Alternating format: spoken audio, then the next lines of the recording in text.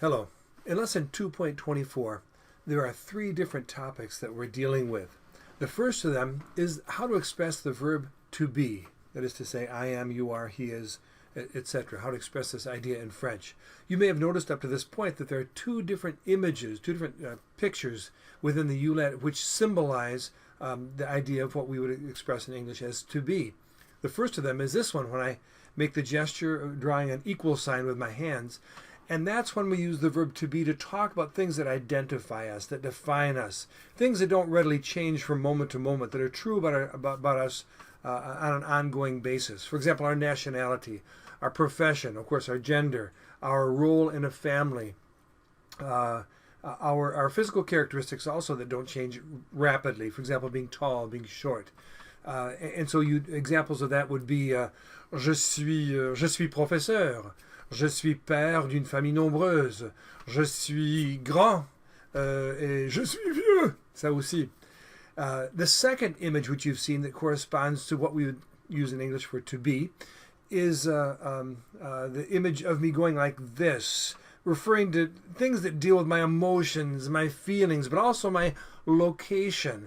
And these are ideas that don't define us as people because they change from moment to moment. At one moment we're happy, next moment we're sad, and then we're in our office, we're at school, we're at church. These things change from moment to moment, and these in French, fortunately, these concepts also use the verb être.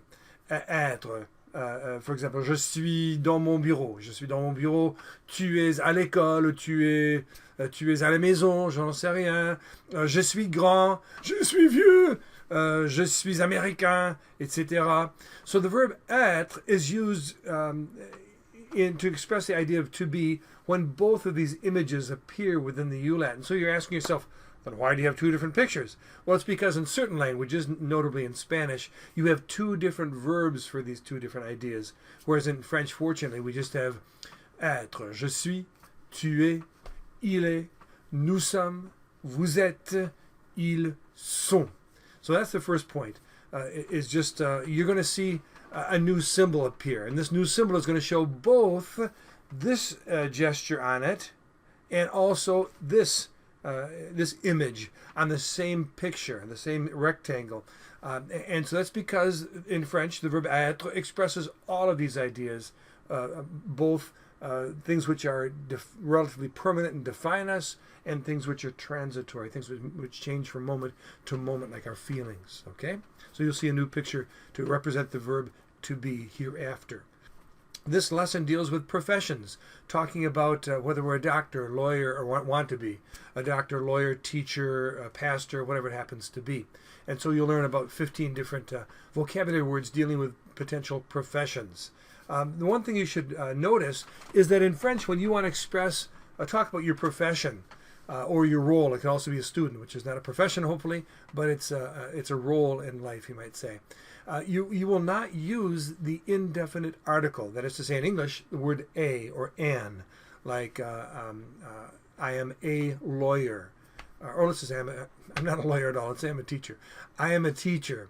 And so in French, you would expect to say, je suis un professeur. But the fact of the matter is, no. You don't use the indefinite article in French when talking about a profession. You just say, je suis professeur, without the un. Je suis professeur. Or talking about what you are. Let's see, all of you. Vous êtes élève. Vous êtes élève. I don't say vous êtes des élèves. Vous êtes un élève. The only time you use the indefinite article with a profession or a role like student is when you use an adjective telling what kind of a teacher I am, what kind of a student you are. When an adjective appears, for example, I am a good teacher. At least I like to tell myself I am. I don't say je suis bon professeur. I say je suis un bon professeur. So the un, the indefinite article, does appear when there's an adjective describing that profession. Or in your case, vous êtes des élèves excellents. You're excellent students. And so the indefinite article de appears. Or talking to you individually, I would say, tu es un élève superbe. You're a superb student. I say un élève superbe, because superbe, which is an adjective, is describing, saying what kind of student you are.